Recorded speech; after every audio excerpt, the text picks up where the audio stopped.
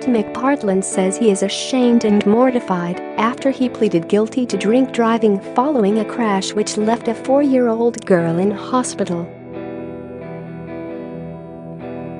The 42-year-old admitted he was more than twice the legal limit when his black Mini ploughed into 2 other cars in Richmond, West London last month.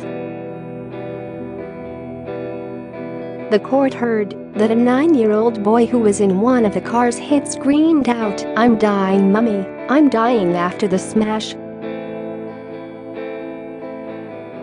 His mother told police she was horrified someone could have driven so dangerously.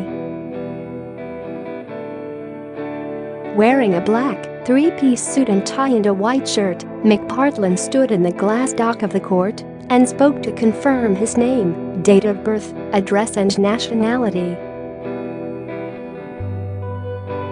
He then pleaded guilty to a single charge of drink driving.I. In a statement read by his barrister, he said, "I appreciate people in the public eye should provide a positive example. I know the consequences of the crash could have been much worse." 7 police officers had shielded the star from photographers and television cameras when he arrived at Wimbledon Magistrates Court this lunchtime. He stepped out of a black Mercedes people carrier and walked up the steps at the main entrance to the court building in southwest London. The charge states he had 75 micrograms of alcohol and 100 milliliters of breath. The legal limit is 35 micrograms per 100 milliliters of breath. McPartlin has pulled out of all work commitments since the crash, and his presenting partner Declan Donnelly is hosting Britain's Got Talent shows alone. Friends had previously said he wanted to plead guilty at the first opportunity so that he could put the legal proceedings behind him and move on with his rehab. The TV star was charged following a car crash in Richmond which left a 4-year-old girl in hospital on March 18. Restaurant owner Faheem Vanoo and his wife Shilpa Dandekar were traveling with their daughter Amaira when their green Mini was involved in a head-on collision with another Mini driven by the presenter.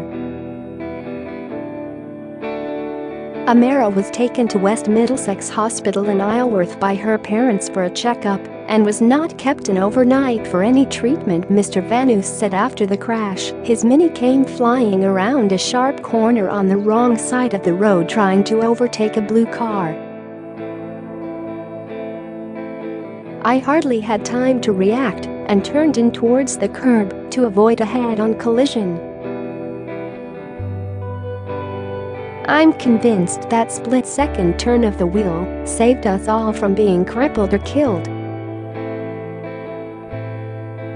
I reckon he was doing 50 or 60 miles per hour." He added, "The horn of his car was blaring and my little girl was crying in shock. It was a terrible, chaotic scene. The whole experience has just been a nightmare," Faheem told Mail Online shortly after the crash. "It is not something that we ever expected, but we are just grateful that no one was hurt. It has been a terrible experience, and it feels like we are coming out of a nightmare. It has left us all a bit shaken up." McPartlin spent almost 10 hours in police custody following a collision between his Mini and 2 other cars after he took his dog for a walk in Richmond Park.